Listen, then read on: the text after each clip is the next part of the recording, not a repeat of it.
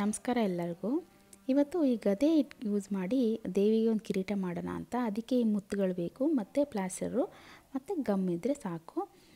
ಚಾಕು ಬಿಸಿ ಮಾಡಿ ಈ ಎಡ್ಜನ್ನ ಕಟ್ ಮಾಡಿಬಿಡಬೇಕು. ಈ ಪ್ಲಾಸ್ಟಿಕ್ ಇದನ್ನು ದಿಂಡು ಕಟ್ ಮಾಡಿದೆ.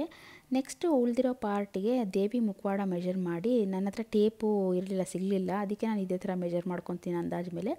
ಆ ಥರ ನಮ್ಮದು ದೇವಿ ಕಿರೀಟ ಎಷ್ಟಿದೆಯೋ ಅಷ್ಟಾಗಲ ಮೆಜರ್ ಮಾಡಿ ಒಂದು ಮಾರ್ಕ್ ಮಾಡ್ಕೊಂಡು ಸರ್ಕಲಾಗಿ ಮಾರ್ಕ್ ಮಾಡಿ ಅದನ್ನು ಅಷ್ಟನ್ನು ನಾವು ಕಟ್ ಮಾಡಿ ತೆಗಿಬೇಕು. ಅಂದರೆ ಇದು ಕಿರೀಟ ಆದರೂ ದೇವಿ ಮುಖವಾಡ ತಲೆ ಒಳಗೆ ಹೋಗಬೇಕಲ್ವ, ಅದಕ್ಕೆ ಅಷ್ಟು ಮೆಜರ್ ಮಾಡಿಬಿಟ್ಟು ಅದನ್ನು ಕಟ್ ಮಾಡಿ ತೆಗಿಬೇಕು.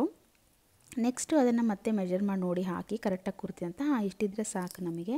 ತುಂಬ ಅಗಲ ಆದ್ರೂ ಒಳಗೆ ಹೋಗಿಬಿಡುತ್ತೆ ಫುಲ್ ಮುಖ. ಸೊ ಅಲ್ಲಿಗೆ ಕರೆಕ್ಟ್ ಅದು ಎಷ್ಟಿದೆಯೋ ಅಷ್ಟೇ ಇದ್ದರೆ ಅಲ್ಲಿಗೆ ಕರೆಕ್ಟಾಗಿ ಕೂರುತ್ತೆ. ನೆಕ್ಸ್ಟ್ ಈ ಪ್ಲಾಸ್ಟರ್ ತೊಗೊಂಡು ನಾವು ಇದಕ್ಕೆ ಅಂಟಿಸ್ತಾ ಇದ್ದೀನಿ ಫುಲ್ಲು. ಈ ಥರ ಪ್ಲಾಸ್ಟರ್ ಬೇಡ ಅಂದರೆ ನಾವು ವೈಟ್ ಪೇಂಟ್ ಏನಾದರೂ ಮಾಡ್ಕೋಬೋದು.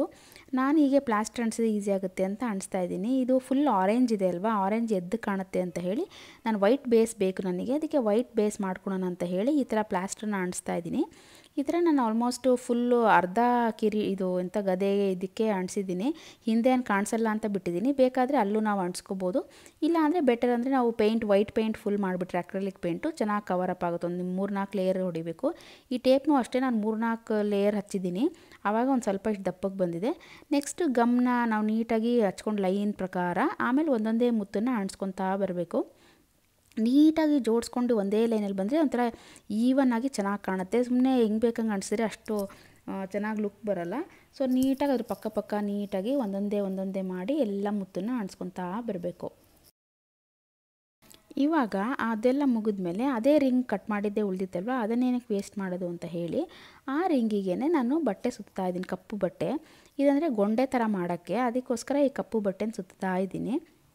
ಈ ಥರ ಒಂದು 3-4 ಲೇಯರ್ ಸುತ್ತಕೊಂಡ್ರೆ ದಪ್ಪ ಆಗುತ್ತೆ. ಇದು ಬೇಡ ಅಂದರೆ ಚಿಕ್ಕ ಡೋನಟ್ ಇರುತ್ತಲ್ವ, ಡೋನಟ್ ಬನ್ನಿಗೆ ಯೂಸ್ ಮಾಡೋದು, ಅದನ್ನು ಯೂಸ್ ಮಾಡಿದ್ರೂ ಆಯಿತು. ಇಲ್ಲ ಇನ್ನೊಂಥರ ಗೊಂಡೆನೇ ಸಿಗುತ್ತೆ, ಅದನ್ನು ಯೂಸ್ ಮಾಡಿದ್ರೂ ಆಯಿತು. ಅದೆಲ್ಲ ಈಗ ಸುಮ್ಮನೆ ಅಂಗಡಿಗೆ ಹೋಗಿ ತರೋಕ್ಕೆ ವೇಸ್ಟು ಅಂದರೆ ಈ ಥರ ಮನೆಯಲ್ಲೇ ಇರೋ ಬಟ್ಟೆಯಿಂದ ಸುತ್ತಕೊಂಡ್ರೆ ಈಸಿಯಾಗಿ ಗೊಂಡೆ ಆಗೋಗುತ್ತೆ. ಅದಕ್ಕೆ ಆ ಸರ್ಕಲ್ ಶೇಪೇ ಒಂದು ಯಾವ್ದಾದ್ರು ಕಾರ್ಡ್ಬೋರ್ಡ್ ಇಲ್ಲ ಇದು ವೆಡ್ಡಿಂಗ್ ಕಾರ್ಡ್ ಆ ಥರ ಅದು ಗಟ್ಟಿ ಕಾರ್ಡ್ ಕಟ್ ಮಾಡಿ ಅದಕ್ಕೆ ಮಧ್ಯ ಒಂದು ಮಾರ್ಕ್ ಮಾಡಿ ಕಟ್ ಮಾಡಿ ಅದನ್ನು ಈ ಥರ ಕೋನ್ ಶೇಪಲ್ಲಿ ಮಾಡ್ಕೋಬೇಕು ಗೊಂಡೆ ಮಾಡೋಕ್ಕೆ. ಅದನ್ನು ಗ್ಲೂ ಗನ್ ಯೂಸ್ ಮಾಡಿ ನಾನು ಅದಕ್ಕೆ ಮಿಡಲಲ್ಲಿ ಅಂಟಿಸ್ತಾ ಇದ್ದೀನಿ.